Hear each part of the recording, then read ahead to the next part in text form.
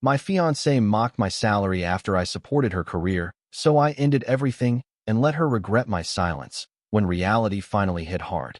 I'm a 29-year-old guy who genuinely believed that love was supposed to be teamwork, the kind where you carry each other through storms without keeping score, and for years I lived by that belief, even when it quietly drained every part of me. I met my fiancée, Emma, at a time when her life felt like a chaotic puzzle. She was juggling unpaid internships, certification exams, endless networking events, and a dream of breaking into a high-powered corporate role that demanded more from her than she had the resources to give. I still remember the night she told me, with teary eyes and trembling hands, "I just need someone to believe in me the way I can't believe in myself yet." And something in me decided I'd be that person no matter how hard it became. I picked up overtime shifts, covered rent when her internships refused to pay, funded her exam fees, paid for rides when she couldn't afford transportation, and quietly lowered my own career ambitions so hers could thrive, telling myself this was what real partnership looked like. What kept me going were her promises, soft moments where she'd cling to me and whisper, "This is temporary pain for permanent success. Once I make it, everything will change for us." I wanted to believe that so badly that I ignored the small signs of entitlement creeping into her tone, like the way she sighed when I couldn't pick her up fast enough, or how she'd say, "You don't understand my world," whenever I asked if she was overwhelmed. Still, I kept pushing aside every doubt, convincing myself it was just stress, that she appreciated me even if she was too exhausted to show it properly. I held on to the belief that gratitude lived beneath her silence, that loyalty still existed between us, and that all the sacrifices would lead to a future we were building together, completely unaware that the cracks I ignored would soon turn into something I couldn't put back together. I remember the exact moment her life shifted, when Emma called me breathless and proud to say she'd landed a prestigious position at a firm she used to whisper about like a fantasy, and I could almost feel the validation pouring into her voice through the phone. That night she stood taller, spoke sharper, and carried herself with a confidence that felt less like growth and more like distance.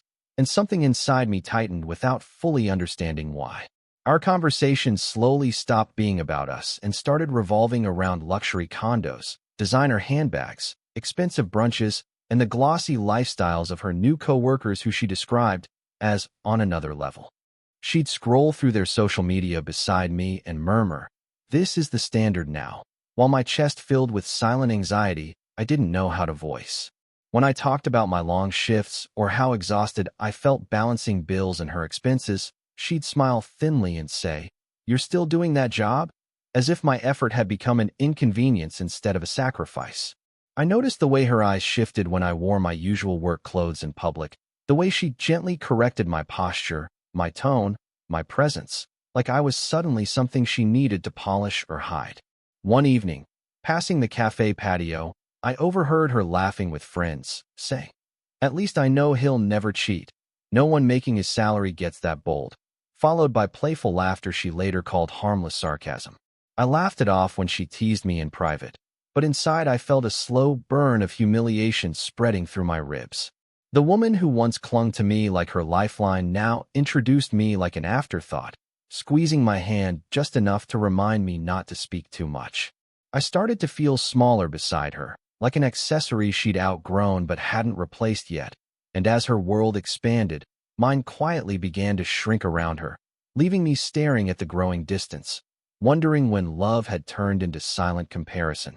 The night everything cracked open started at a rooftop networking event her firm hosted, the kind of place where everyone wore tailored suits, spoke in polished corporate dialect, and carried themselves like they were allergic to people who earned less than six figures.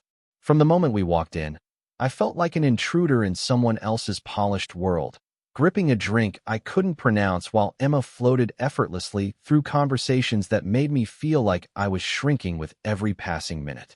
I stayed close to her because she was the only familiar thing in that room, but even then she kept stepping slightly ahead, introducing me with a quick nod or a half smile like I was an obligation she forgot to leave at home.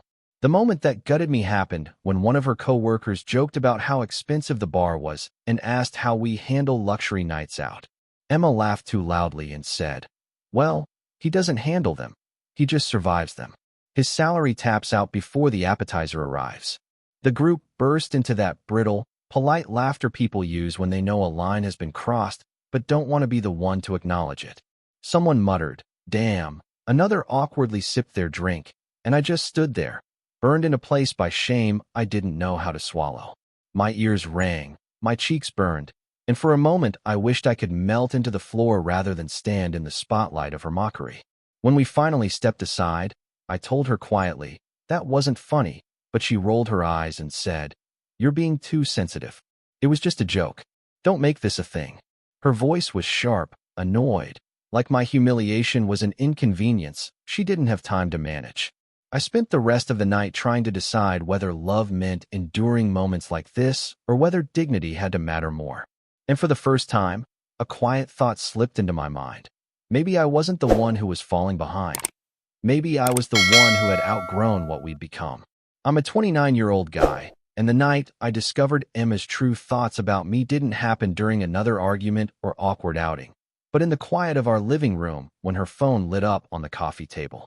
She'd left it there while showering, and I glanced down only because her screen kept flashing with notifications tagged with my name and a mix of laughing emojis that didn't feel playful. My hands trembled as I tapped one message and saw her telling a coworker, "I love him, but being with someone who earns so little is honestly embarrassing sometimes," followed by another that called me a stepping stone and temporary support until she found someone more suitable. The words burned into my vision like acid, and I felt my chest tighten as I scrolled further, reading lines where she joked that loyalty was easy when the person funding her past didn't realize he was being outgrown. In that moment, every late-night shift, every exhausted commute, every quiet sacrifice replayed in my head like a cruel montage, and I finally understood she never saw me as a true equal partner standing beside her. I was a bridge she planned to burn once she reached the version of life she believed she deserved, and the realization shattered something I'd spent years protecting. Her sudden confidence, her dismissive jokes, her emotional distance all clicked into place as part of a deeper shift in power where love had turned into leverage. I sat there listening to the shower run, feeling my heartbeat echo in my ears, wondering how someone could smile at me every day while secretly rewriting my role in her story.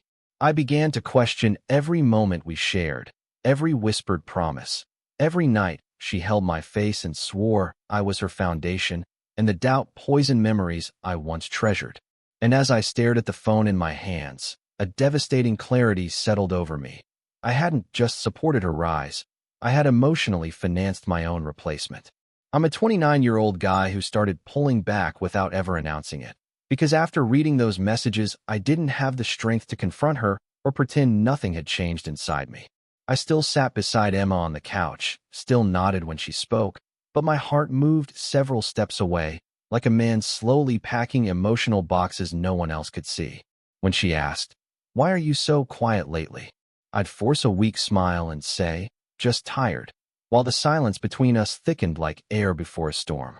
She noticed the change, and it irritated her, the way people get annoyed when their favorite convenience stops working exactly as expected.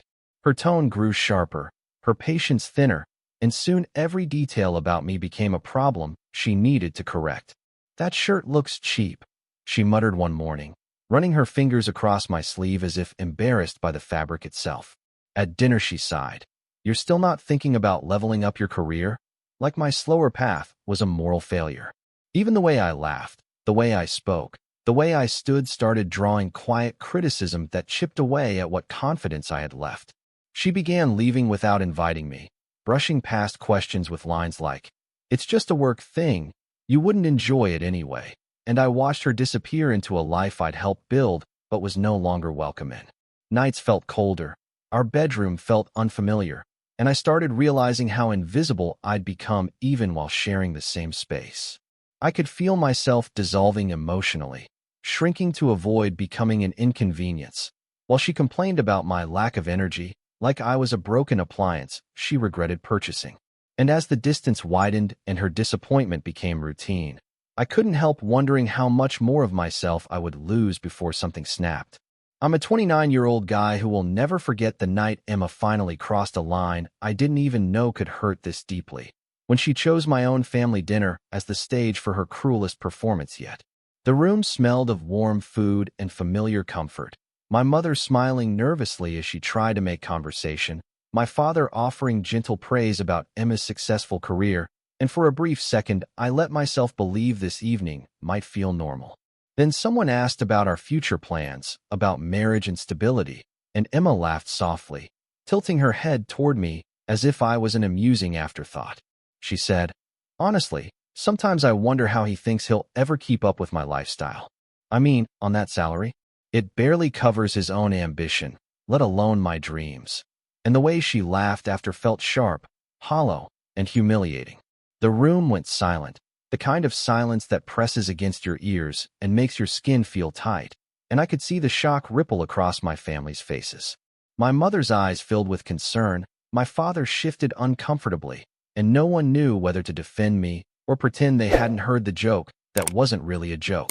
Emma kept smiling, swirling her drink, adding, "I'm just being realistic," as if realism was an excuse for cruelty, as if my years of sacrifice were invisible to her now.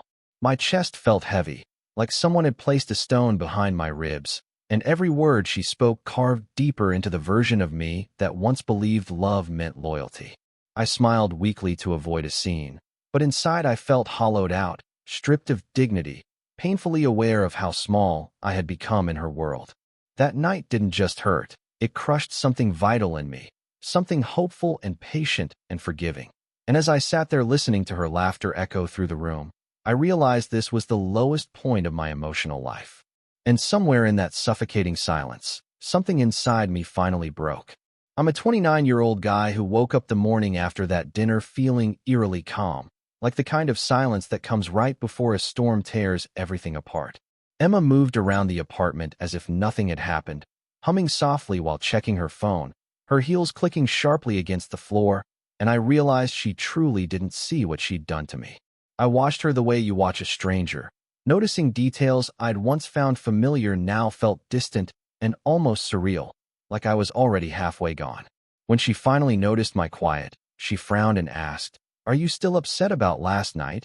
And I replied evenly, "No, I'm fine," even though something inside me was already shutting down. For the next few days, I stayed strangely composed, speaking less, smiling less, sharing nothing personal, while she misread my silence as weakness instead of decision. "You've been acting weird," she muttered one evening, scrolling through her phone without looking at me, and I simply nodded, my thoughts hidden behind a growing wall. Inside, though, I was detaching like skin from a burn, feeling every memory lose its warmth, every promise lose its meaning. I stopped discussing plans, stopped reacting to her criticisms, stopped reaching for the connection I once fought so hard to keep alive. She tried to fill the space with shallow conversation, complaining about work stress and social drama, but I barely absorbed her words anymore. I started noticing the quiet details instead. The faint smell of her perfume that used to comfort me now felt heavy, the ticking clock louder than her voice, the air between us colder and hollow. She mistook my distance for emotional exhaustion and sighed, saying, "You can't just shut down like this." Unaware that I wasn't shutting down, I was withdrawing. Every step she took in her confident world pushed me closer to a decision I hadn't yet spoken aloud. And as I sat there watching her pack for another event she didn't invite me to, I knew something irreversible was already unfolding, waiting just beneath the surface. I'm a 29-year-old guy who finally said the words I'd been rehearsing quietly in my chest when Emma walked in one evening, flushed from another event that didn't include me and still smelling like expensive perfume and cold applause. She dropped her bag by the door and sighed. God, today was exhausting, but I didn't ask how it went, and the silence between us stretched until she frowned and said, "What's wrong now?"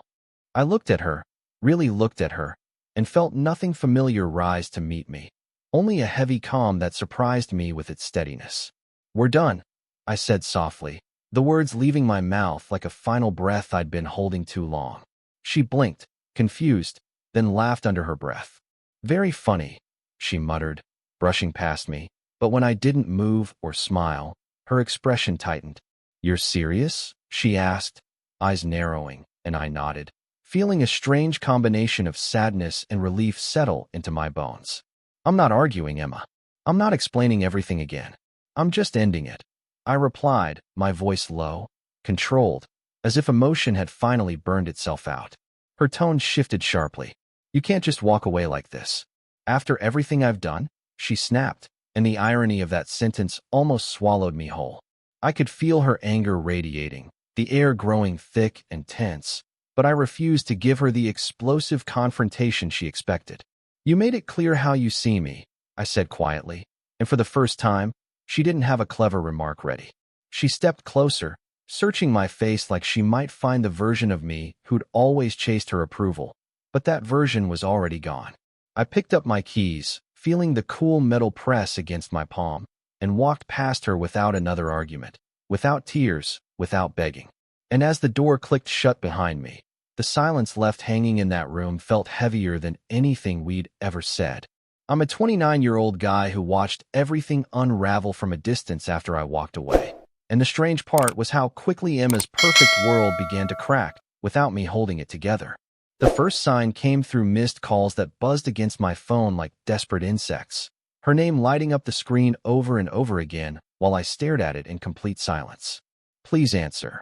One voicemail pleaded, her voice shaky and unfamiliar. I just need to understand what happened. I didn't respond, and somehow that silence felt heavier than any argument we'd ever had. Days turned into weeks, and every mutual acquaintance became a reluctant messenger, whispering updates like gossip I never asked for. I heard she was struggling to keep up with her new expenses, that the apartment she once boasted about now felt suffocating, that her coworkers had stopped treating her like the untouchable star she believed she'd become. A friend told me she'd been late to work more than once, her confidence dimmed, her laugh forced and brittle, like glass ready to shatter. One evening I passed the same cafe where she'd once mocked me, and through the window I saw her sitting alone, staring at her phone with trembling hands, her posture slumped and defeated. He always paid for everything, she murmured to someone on the other end of the line, her voice drowning in frustration. I didn't realize how much he actually carried. Hearing that from a distance stung and satisfied me at the same time, a confusing ache trapped between anger and relief. She started sending long messages I never opened, paragraphs filled with sudden humility and emotional regret, each one more frantic than the last. And every time my phone vibrated, I felt the weight of knowing she was finally understanding the cost of her contempt. But as her apologies grew more desperate and her reality finally hit hard, I couldn't help wondering what she would do next when words stopped working. I'm a 29-year-old guy who finally answered when Emma showed up outside my apartment, eyes red, makeup smeared, and voice trembling like the ground beneath someone who just lost their footing. She whispered, "Please, just talk to me." And for a second I saw the woman who once begged for belief, now begging for forgiveness she never thought she'd need. We stood there in the cold hallway light while my chest stayed painfully still, refusing to soften the way it used to. "I made a mistake," she cried, gripping my sleeve. "I let my success turn me into someone I don't even recognize." I listened as she poured out apologies, each word soaked in desperation and regret, explaining how the pressure, the validation, and the attention warped her sense of worth. She admitted she'd bragged too much, compared too often, and treated me like a placeholder instead of the foundation that carried her through her hardest years. "I ruined the one person who never tried to compete with me," she sobbed, her shoulders shaking under the fluorescent light. Her words should have hurt more, but instead they echoed hollowly inside me like a storm that arrived too late. "I see it now," she said, voice cracking. "You weren't holding me back. You were the only thing keeping me grounded." I looked at her and felt clarity instead of longing, a calm awareness that the version of me she needed no longer existed. "I loved you when you were becoming," I replied quietly. "You laughed at me when I was still here." She reached out again, whispering, "Don't give up on us," but my feet remained rooted in calm refusal. In her tears I saw truth, but also timing, and timing didn't feel like love anymore. As she begged for another chance, for another future, for another version of me, I realized the power had already shifted beyond repair. And as her voice echoed down the hallway, I wondered how far she would fall when she finally understood my silence wasn't punishment, but permanence. I'm a 29-year-old guy who chose not to reply to her tears with cruelty or triumphant anger. Even though every part of me remembered the nights, she made me feel small and disposable. When I finally spoke, my voice was steady but heavy, like a door closing slowly instead of slamming shut. "I don't hate you, Emma," I said, watching her flinch at the calm in my tone. "But I can't pretend what you did didn't change everything." Her sobs softened into quiet disbelief as she whispered, "So this is it?" And the hallway felt colder than it had any night before.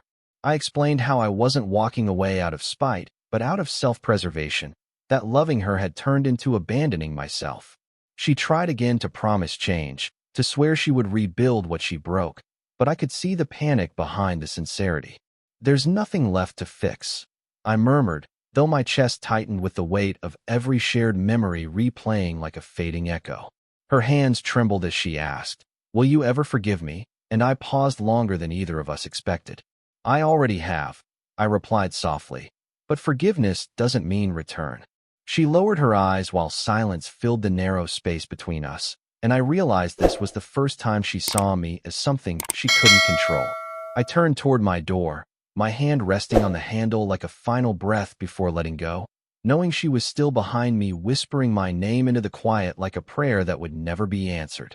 And as her voice cracked into the air, I felt the echo of everything we used to be tug once more at the edges of my resolve, daring it to weaken. I didn't turn around, but I could feel her presence hovering in that fragile space between goodbye and regret, like a storm waiting to break or fade into permanent silence before morning. I'm a 29-year-old guy who finally felt the weight lift the morning I woke up and realized the ache in my chest wasn't consuming me anymore, just quietly reminding me of what I survived. The apartment felt different, simpler, like air had finally returned to rooms that once held tension and unspoken shame. And for the first time in a long while, I didn't feel like I was walking on emotional glass. I stood by the window, watching the muted light spill across the floor, and whispered, "You chose yourself," as if I needed to hear it out loud to believe it fully.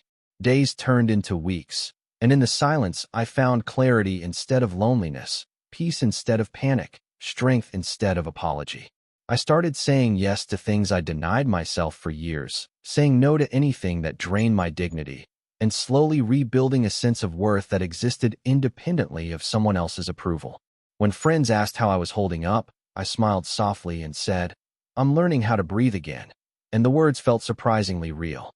I saw Emma once more from a distance, laughter dulled, confidence thinner, her presence no longer holding power over the version of me who once begged for validation. I didn't feel the need to confront or prove anything, because closure had already grown inside me where desperation used to live. Every step forward felt like reclaiming territory I'd abandoned for love, and every quiet moment alone felt earned rather than empty. There were nights when memories tried to creep back in, shadows whispering her name, but I reminded myself of the man who stayed when he was kind, the man who left when he was finally brave. "You deserved better than apology," I murmured into the stillness, feeling strength bloom where self-doubt once poisoned everything. And standing in that calm, finally whole again, I realized the greatest revenge wasn't silence or distance or regret. It was becoming someone who never needed her to feel complete ever again.